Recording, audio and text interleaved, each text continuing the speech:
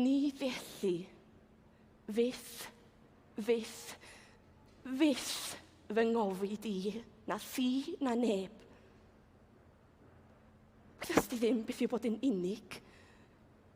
Mae'r byd i ti yn llawn. Mae gen i dref, ceraint a theulu, tad a mam a brodyr, fel na dwi ti yn ddiethyr yn y byd.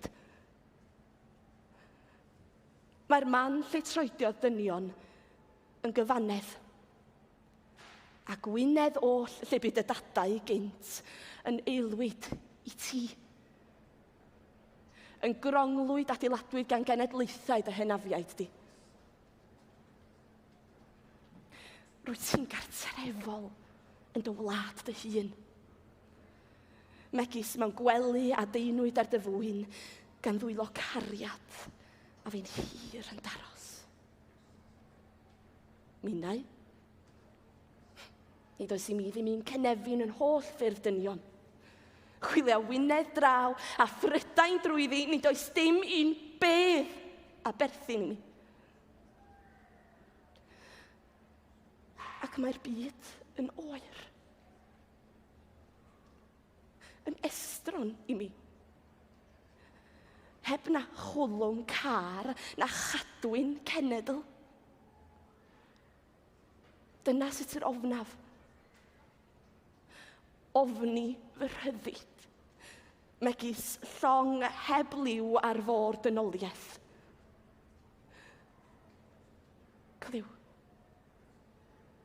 Pa gorn sydd acw?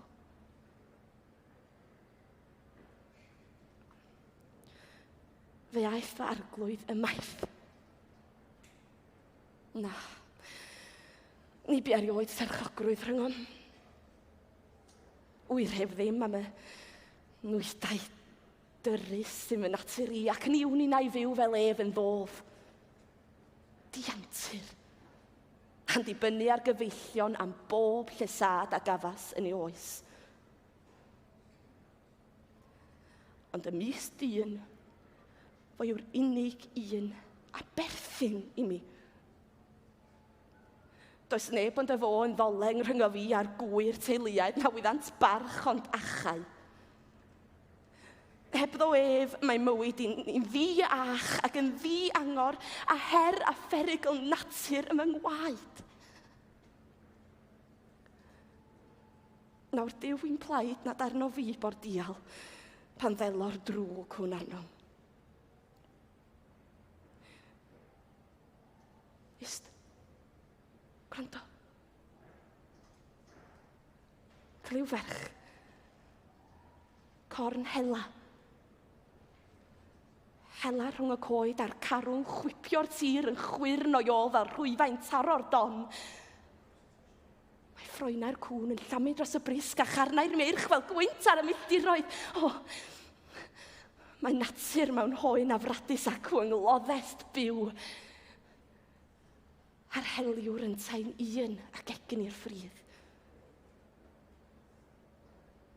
Gallwn garu heliwr.